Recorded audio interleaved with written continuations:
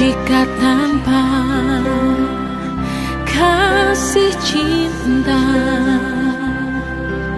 hampa tak berguna.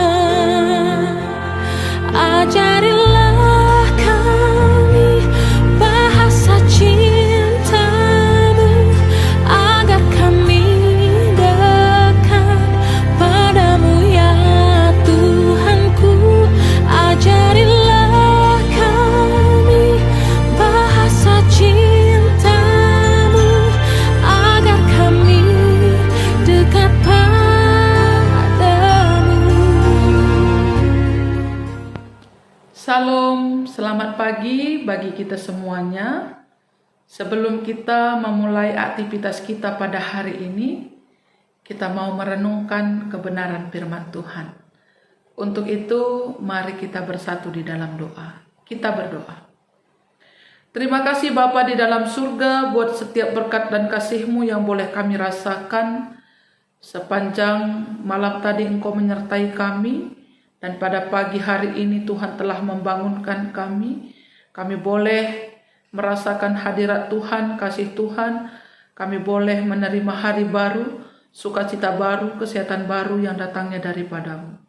Bapa di dalam surga, sebelum kami memulai aktivitas kami pada hari ini, kami mau diperlengkapi oleh firman-Mu, supaya firman-Mu ini Tuhan menjadi pedoman bagi kami untuk menjalani kehidupan kami sepanjang hari ini. Berbicaralah kepada kami ya Tuhan, karena kami sudah siap untuk mendengarkan kebenaran firman-Mu. Di dalam nama Tuhan Yesus, kami sudah berdoa dan mengucap syukur. Amin. Saudara yang terkasih di dalam Tuhan Yesus Kristus, firman Tuhan yang menyapa kita pada pagi hari ini diambil dari Efesus 4 ayat 32. Efesus 4 ayat 32, demikian firman Tuhan. Tetapi hendaklah kamu ramah seorang terhadap yang lain, penuh kasih mesra dan saling mengampuni, sebagaimana Allah di dalam Kristus telah mengampuni kamu. Sedemikian jauh pembacaan firman Tuhan. Saudara yang terkasih di dalam Tuhan Yesus Kristus, di dalam kehidupan kita, jika kita misalnya mau membeli sesuatu barang, kita pasti akan mampu ataupun bisa membedakan barang itu masih baru atau sudah second. Ya, kita pasti akan bisa membedakannya. Karena apa? Barang yang baru, ya, misalnya baju ya.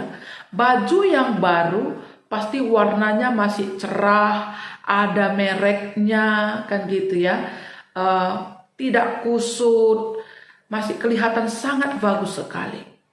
Tetapi kalau misalnya baju itu sudah second, pasti mereknya juga bisa sudah tidak ada lagi, warnanya sudah mulai kusam, ya, baru terlihat kusut, bisa saja kancingnya sudah tidak lengkap lagi, dan lain sebagainya. Artinya dari sini kita bisa melihat barang baru sangat berbeda sekali dengan barang yang sudah second ataupun barang yang sudah lama. Ya, jadi ada ciri-cirinya. Ada yang terlihat jelas ketika kita tahu ini, oh ini baru. Oh ini sudah lama. Ini sudah second. Kita pasti akan bisa membedakan. Ya, itu kalau barang. Demikian juga kita sebagai anak-anak Tuhan, orang Kristen, orang yang percaya kepada Tuhan Yesus. Kita adalah anak-anak Tuhan, orang-orang yang sudah percaya kepada Tuhan Yesus, yang mengakui Tuhan Yesus sebagai Tuhan dan Juru Selamat kita, yang kita memberi diri kita kepada Tuhan, kita disebut ciptaan baru. Ya, kalau Rasul Paulus katakan kita ini adalah manusia baru. Karena apa? Manusia lama kita yang dipenuhi oleh dosa, ya, sudah ditebus di dalam diri Yesus Kristus, dan kita sudah mengenakan, ya, manusia baru. Jadi kita sudah diberi cap, dimateraikan oleh Roh Kudus. Dan kita adalah ciptaan baru, yang lama sudah berlalu. Kan gitu ya. Jadi sebagai ciptaan baru, sebagai manusia baru yang sudah menerima penebusan, pengampunan yang dari Tuhan, kita harus mampu memperlihatkan kehidupan kita sebagai manusia yang baru di dalam Kristus. Melalui nas renungan kita, Efesus 4 ayat 32, ada 3 hal yang harus kita perlihatkan, yang harus kita tunjukkan kita sebagai manusia baru ataupun ciptaan baru di dalam Yesus Kristus.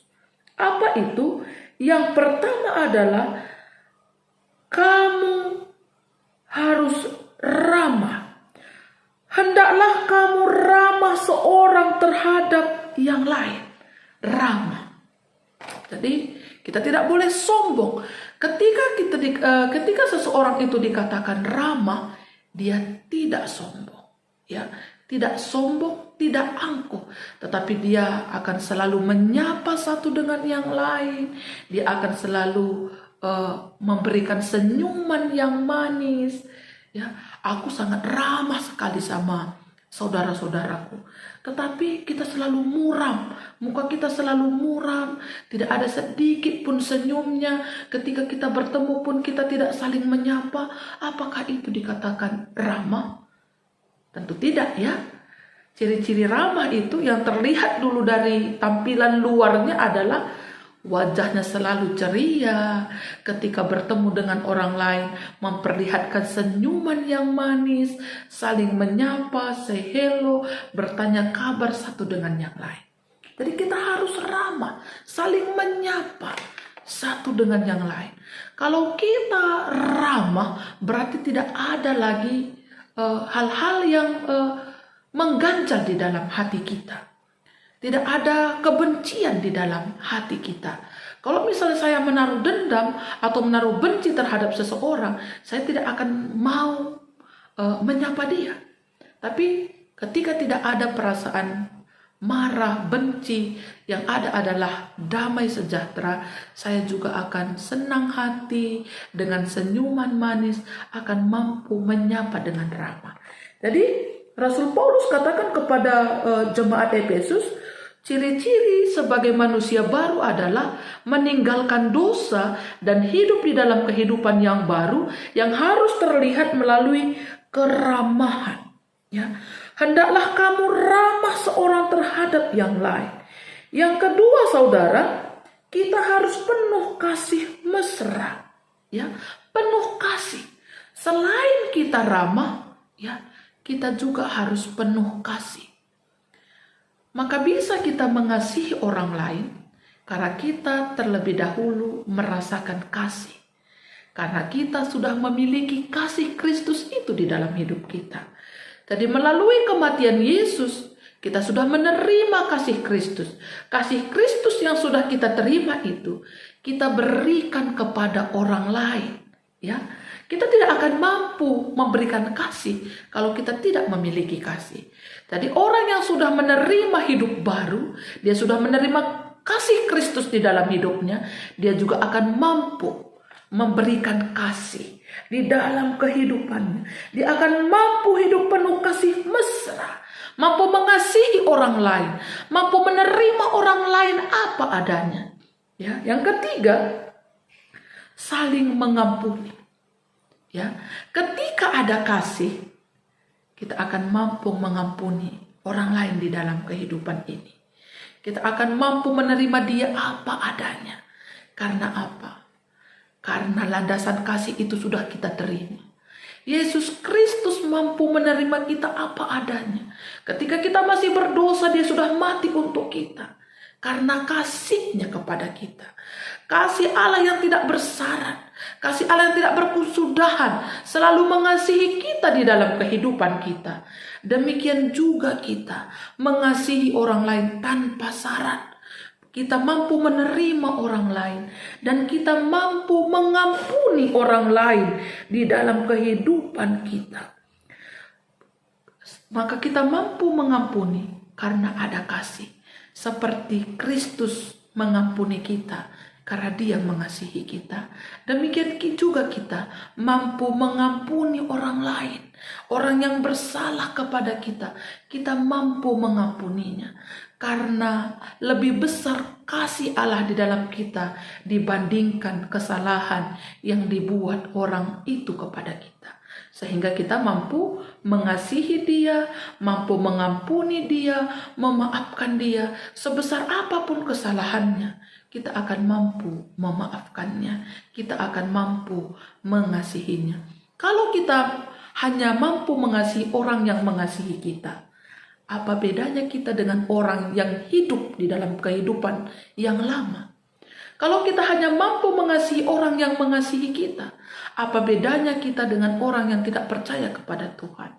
Jadi kita sebagai manusia baru yang sudah menerima penebusan dari Yesus Kristus, kita yang sudah menerima kasih Kristus di dalam hidup kita, marilah kita lakukan yang 3 hal tadi, yaitu ramah satu terhadap yang lain.